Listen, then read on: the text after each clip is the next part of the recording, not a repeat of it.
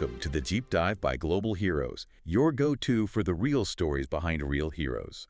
Get more inspiring content in your inbox with our newsletter, and be sure to follow along on social media. Okay, today we're diving into something really positive in the conservation world. The Yellowstone to Yukon Conservation Initiative, Y2Y. Yeah, it's a great one. It really shows how thinking big, really big, across borders can work for nature. And it all kind of kicked off because of one animal, didn't it? A wolf named Pluie back in '91. That's right, Pluie, near Banff. Mhm. They put a collar on her, and what they tracked next was just astounding. The sheer scale of her journey, right? Like 100,000 square kilometers. Exactly. Over 2 years, she crossed 2 Canadian provinces, 3 U.S. states. Yeah. That's, roughly Iceland-sized territory for one wolf. Incredible. And it wasn't just a cool story. It was data, hard evidence. What does it tell scientists specifically? It screened that parks alone, these isolated islands of green, they just aren't enough. Not for wide-ranging animals like wolves or grizzlies or caribou. Right? They need to move for genetic diversity, for finding food mates. Precisely. They need connections, corridors. Yeah. Pluie basically forced everyone to think continentally. So, okay, the science points to this massive need, and then almost at the same time, someone sketches it out. Yeah, kind of wild timing. An environmental lawyer, Harvey Locke, he literally sketched this vision. A corridor, 3,400 kilometers long, Yeah. linking Yellowstone up to the Yukon, right along the Rockies. Wow, that sounds ambitious. Yeah. Borderline crazy for this. Oh, absolutely. There was a lot of skepticism, like, is that even possible? Is that landscape still connected enough? So they needed proof. They did, Oh. and they got it in a pretty amazing way. Wildlife biologist Carson Hoyer, he decided to walk it. Walk the whole thing, Yellowstone to Yukon. The whole proposed route took him 18 months with his dog, Webster. That's dedication. What was he looking for? He was logging signs of wildlife, especially grizzlies, and the results were frankly stunning. He found them. He found grizzly signs along 85% of that entire route. 85%. Okay, so the corridor wasn't just a nice idea on a map. Nope, it was ecologically intact, Mm. still functioning. That walk provided the critical validation Y2Y needed to really get moving. So that takes us from the idea, the proof, to, well, the actual work over the last 30 plus years. It sounds like a huge success story. It really is. And a key part of that success, I think, is how they've done it.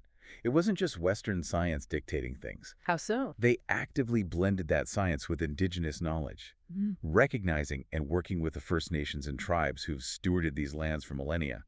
That partnership has been crucial. And you can see the results on the ground. Definitely.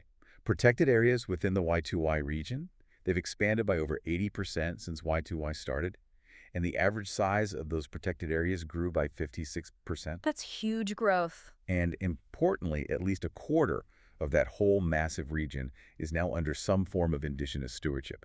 That's a major shift. It's not just about setting land aside either, is it? It's about making the entire landscape work for wildlife, like those crossings. Exactly. Y2Y has championed, I think the number is 177 wildlife crossings now, overpasses, underpasses.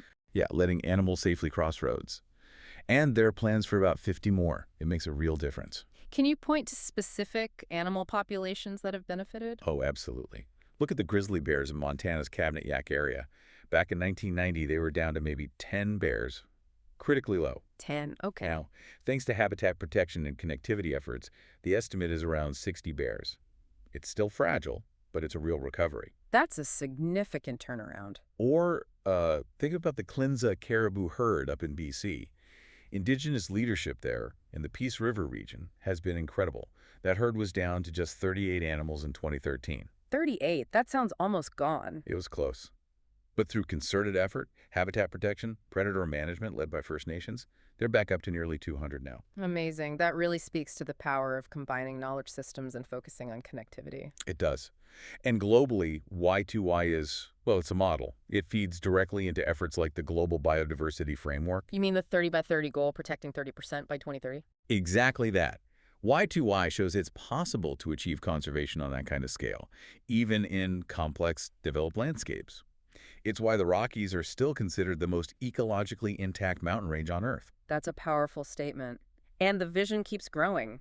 Yeah, the current Y2Y president, Dr. Hilty, she talks about potentially protecting nearly half the region by 2055. Imagine that. A future where, wildlife crossings and coexistence are just Normal, expected. That's the goal. Yeah. Halting and actually reversing biodiversity loss. It's an inspiring story, and it feels like the work is really accelerating now, becoming a template for others globally. It absolutely is. So, if you listening want to learn more about this incredible initiative, the vision, the science, the partnerships, you should definitely visit their website. Yeah, it's easy to find. Just go to y2y.net.